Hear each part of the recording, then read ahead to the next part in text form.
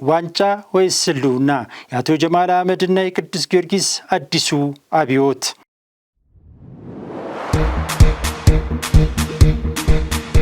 ሰላም የጣቢያችንና የቻናላችን ቤተሰቦች እንኳን ወደዚህ ልዩ የትንታኔ ፕሮግራማችን በደህና መጣችሁ። ዛሬ የምንነጋገረው ከቀላል የየዕለት የዝውውር ወሬዎችና ከሜዳ ላይ የ90 ደቂቃ ጨዋታ ባሻገር ስላለው ትልቅ የእግር ኳስ ቢዝነስ፣ የፋይናንስ ስሌትና የክለቦች የህልውና አደጋ ነው።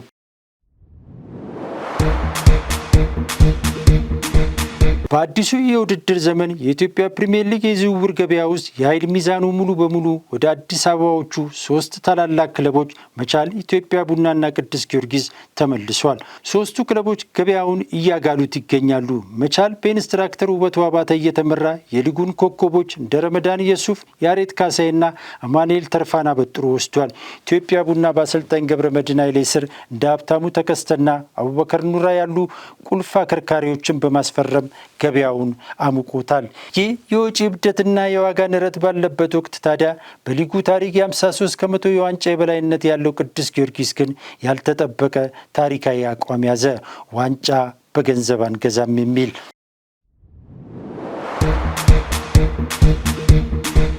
ይህ ውሳኔ የገንዘብ ማጣት ነው ወይስ የኢትዮጵያን እግር ኳስ ከውድቀት ለመታደግ የተወረወረ ትልቅ ስትራቴጂያዊ ቦምብ? የክለቡ የበላይ ጠባቂ ወኪል የአቶ ጀማል አህመድ አዲስ ራዕይስ የቅዱስ ጊዮርጊስንና የሀገራችንን እግር ኳስ የወደፊት ህልውና እንዴት ሊቀይረው ነው? ቪዲዮውን ላይክ በማድረግ ጀምሩ። ሀሳባችሁንም በኮሜንት ላይ አጋሩን። የምላችሁ የፕሮግራሙ አዘጋጅና አቅራቢ መላኩ ወልደ ሰንበት ነኝ። መልካም ቆይታ።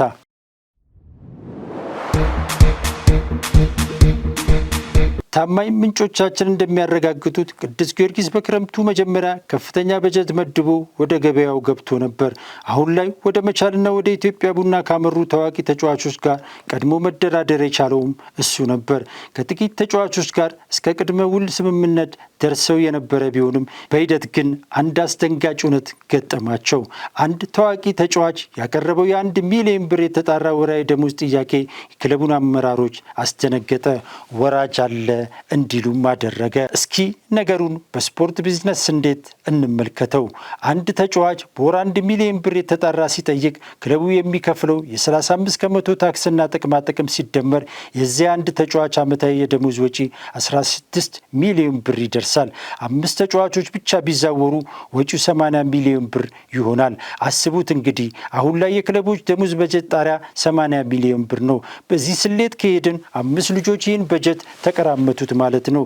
ይህ አሰራር ለሀገር ውስጥ ሊግ ውድድር ፈጽሞ የማይመጣጠን የክለቦችን የፋይናንስ ህልውና የሚያከስም ነው። በዚህ ጊዜ ነው ታዲያ የክለቡ የበላይ ጠባቂ ወኪልና የክለቡ የልብ ደጋፊ አቶ ጀማል አህመድና የቦርድ አመራሮቹ ጠበቅ ያለ አቋም የያዙት። ካበዱት ጋር አብረን አናብድም። ዋናው ነጥብ ያለውም እዚህ ጋር ነው።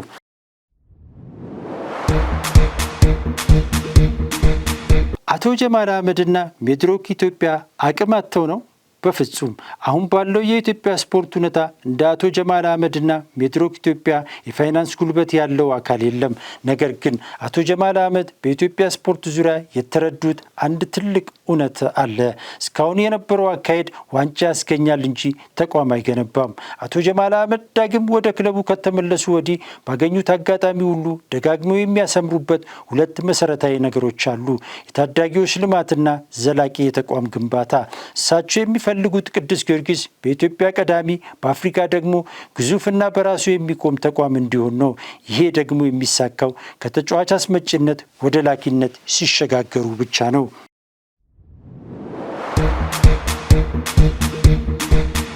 ውድ የጣቢያችን ቤተሰቦች የአቶ ጀማል አህመድና የቅዱስ ጊዮርጊስ አዲሱ ፍልስፍና ለጊዮርጊስ ብቻ የተሰጠ መድኃኒት አይደለም።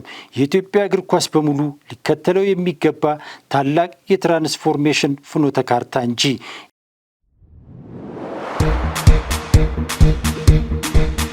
ይህ አዲሱ አቅጣጫ በ3 ታላላቅ መሰረቶች ላይ የቆመ ነው። የመጀመሪያው ከአስመጪነት ወደ ላኪነት መሸጋገር ነው። ክለቡ የተጋነነ ክፍያ አውጥቶ አረጋውያን ተጫዋቾችን ከመግዛት ይልቅ የሀገሪቱን ታዳጊዎች በአካዳሚ ኮትኩቶ ለአፍሪካና ለአውሮፓ ሊጎች የሚበቁ ምርጥ ተጫዋቾችን ማፍራትና መሸጥ ነው። ሁለተኛው የዘላቂ ሀብትና ንብረት ባለቤትነት ነው። ደጋፊና ባለሀብት ከኪሱ እያወጣ ክለብ የሚደጉምበትን ጊዜ አክስሞ ክለቡ በራሱ ገቢና ኢንቨስትመንት የሚቆምበትን ዘመናዊ የፋይናንስ መዋቅር መገንባት። ሶስተኛው ደግሞ ትኩረቱን ያደረገው ዓለም አቀፍ የብራንድ ገጽታ በመገንባት ላይ ነው። ቅዱስ ጊዮርጊስን በዋንጫ ብዛት ብቻ ሳይሆን ጥራት ባላቸው አካዳሚዎችና በወጣቶች ልማት የሚታወቅ የአፍሪካ ግዙፉ ብራንድ ማድረግ መቻል። እስኪ አስቡት፣ የኢትዮጵያ ክለቦች ሁሉ ይህንን የአቶ ጀማል አህመድን ስሌት ቢከተሉ ኖሮ ዛሬ በየዓመቱ ሚሊዮን ብሮች በደሞዝ አየር ላይ ከሚበኑ ይልቅ በየከተማው ዘመናዊ የልምምድ ሜዳዎች፣ አካዳሚዎችና የህፃናት ስፖርት ማዕከላት በበቀሉ ነበር።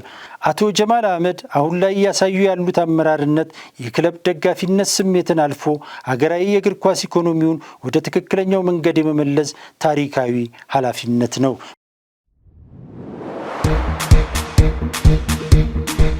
በእርግጥ ይህ መንገድ በአጭር ጊዜዎት ከደጋፊው ትዕግስትና ከዕለት ተዕለት የዋንጫ ጥማት ጋር ሊጋጭ ይችላል። ነገር ግን ለረዥም ጊዜ የክለቡ ህልውና፣ ለኢትዮጵያ እግር ኳስ እድገትና ታዳጊዎቻችንን ወደ ውጭ ሊጎች ለመላክ ከዚህ የተሻለ የብስለት መንገድ የለም።